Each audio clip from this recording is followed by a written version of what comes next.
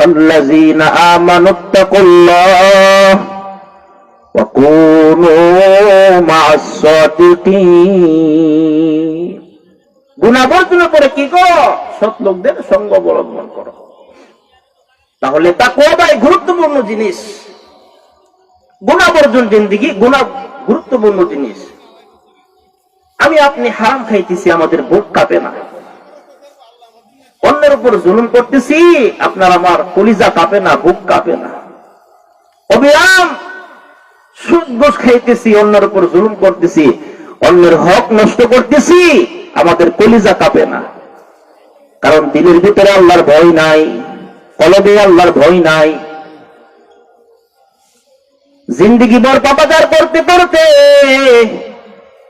দিল থেকে আল্লাহর ভয় চলে গেছে, আল্লাহর মহব্বত চলে গেছে। হযরত আদহাম রাহমাতুল্লাহি আলাইহি বহুত বড় আল্লাহ তাআলার একজন ওলিয়ে কামিল ছিলেন হযরত আদহাম রাহমাতুল্লাহি আলাইহি।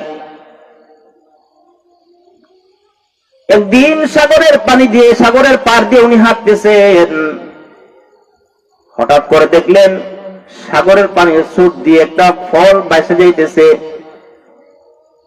3 দিন ধরে ইমাম আদহাম রাহমাতুল্লাহি আলাইহি কোনো কিছু খান নাই, ক্ষুধার যন্ত্রণায় পানি দিয়ে ভেসে যাওয়া ফলটা মালিকের অনুমতি ছাড়াই তিনি ভক্ষণ করে ফেললে। 3 দিন ধরে খাবার নাই। ওলি ছিল তো, কামিল ওলি ছিল। 3 দিন ধরে খাবার নাই। পানিটা ফল ভাসে যেতেছে, উনি কি করছেন? ফলের মালিকের অনুমতি চাই, অনুমতির ভিত্তিতে কি করলেন? ফলটা ভক্ষণ করে ফেললেন। ওলি আল্লাহ, বুজুর্গ মানুষ। ফল ভক্ষণ করার পরে ওনার হুঁশ ফিরল, হায়রে কি করলাম, কার গাছের ফল খাইলাম? এই ফলটা নিশ্চয়ই কোন এক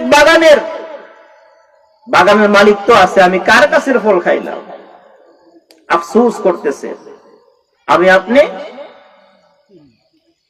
ফল বাসে যাইব, পরে রাখবো, গাছ তুইটা কি করে লেখা নাই, কোনদিন কি করি না, স্মরণ করি না, আফসোস করি না, বই নাই।